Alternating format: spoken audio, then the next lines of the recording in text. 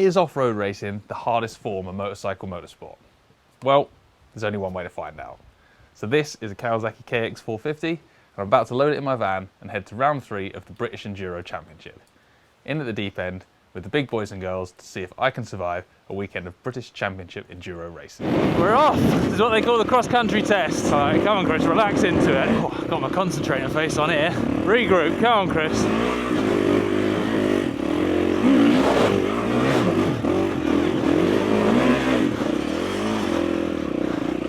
Woo!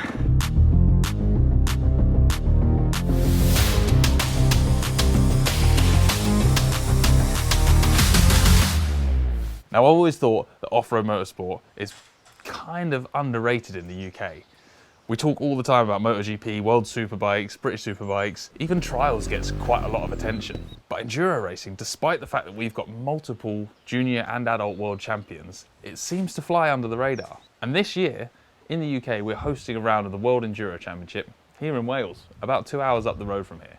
So I wanted to check out a round of British Championship racing and see just how hard it could be. In the same way that you can do track days for years, but never really know how fast Marc Marquez is, I've ridden off-road for such a long time, but I want to see what the level of the top boys and girls is. I want to see just how fast enduro racers ride over a full day of racing. In the Brec for British Enduro this weekend, there are over 6 hours of racing to be done.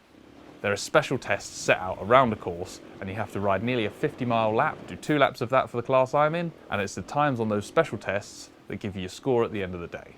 It's going to be physically very, very tough and mentally demanding, and apparently really good fun. I'll be the judge of that in about 24 hours time. Now, to go enduro racing, there's a little bit of prep you need to do to your bike. This is a Kawasaki KX450. It's based on their motocross bike.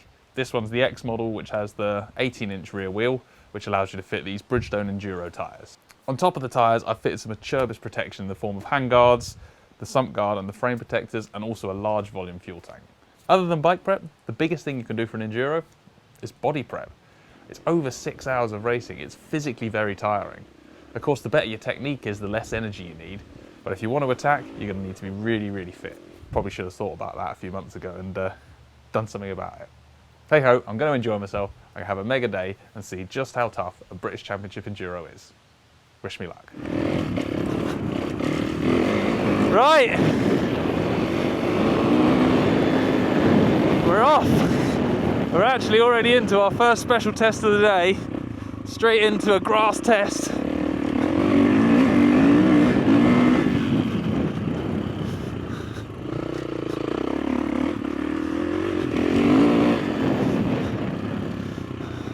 I'm not going to blow all my energy on this.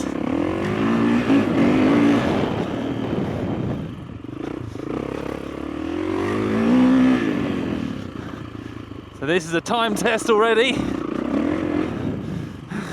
Straight out of the box. Got to keep your vision up on these things. I haven't actually walked this one, so I'm fully guessing where I'm going.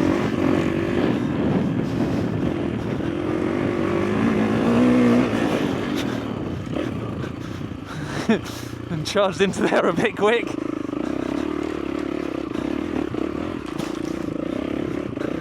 Scrappy already.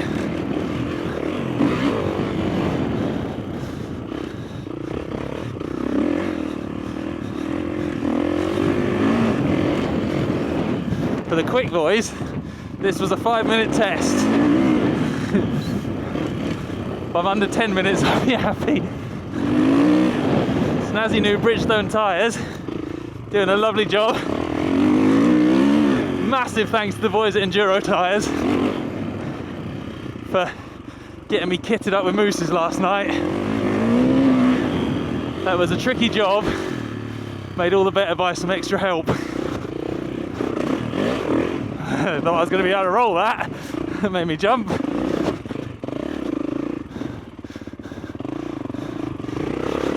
Hey!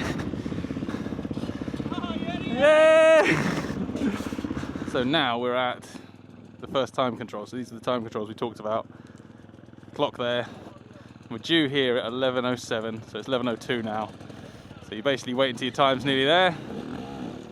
Creep your front wheel across the line, give your time card in. carry on. All right, so now you can look at the times.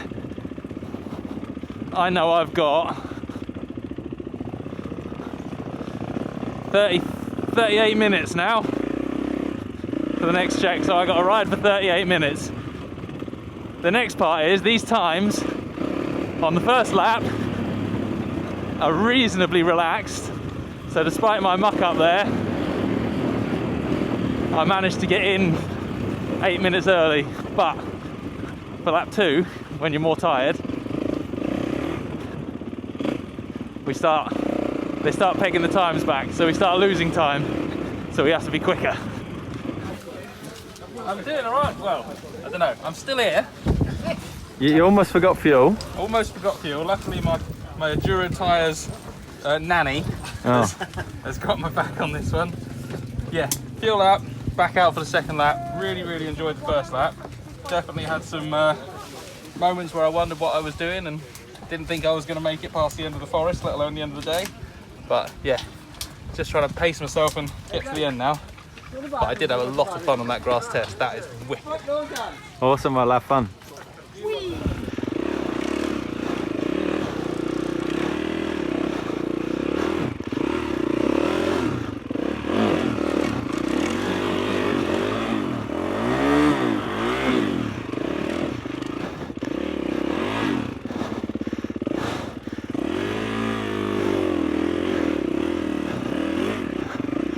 Oh my God. Not a good start to the day. Don't hit that tree, Chris. So that is it. Done for day 1 of the British Enduro Championship here at Breckfast. What a phenomenal day. I can't believe it's taken me so long to have a go at one of these events. It's just a massive mix of different types of things. There's the speed tests where you're pushing as hard as you can for 5 to 10 minutes and your heart rate's through the roof and you're trying to make it as fast a lap as possible without making mistakes. And then you're straight into what they call the go-in.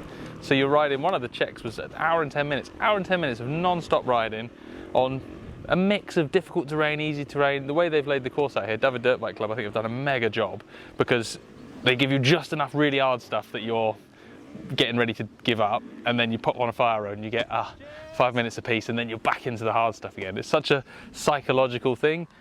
I'll be honest, I said earlier I was super nervous at the beginning. Within the first hour I was kind of not sure I was going to make it, if I'm completely open. Like my heart was in my boots. I was like, I'm going to have so many crashes, I'm exhausted already. And that is what I'm trying not to do. And then you sort of talk to a few of the people around you. You're riding with people on the same minute and they sort of G you up, and then someone else says they're tired, which it always makes you feel a bit better. And you sort of ride together all day and sit and chat at all the checkpoints, and you have this real good camaraderie. And at the end, I've no idea where I came. I know I didn't lose any time, which I'm super happy about. I made all my marks on the time. I'm beginning to see why enduro riders have such a thing about their suspension in general. Because it's not just speed, it's energy. If you've got a bike that's not absorbing this stuff, and more to the point, not set up for the speed you're going to ride it,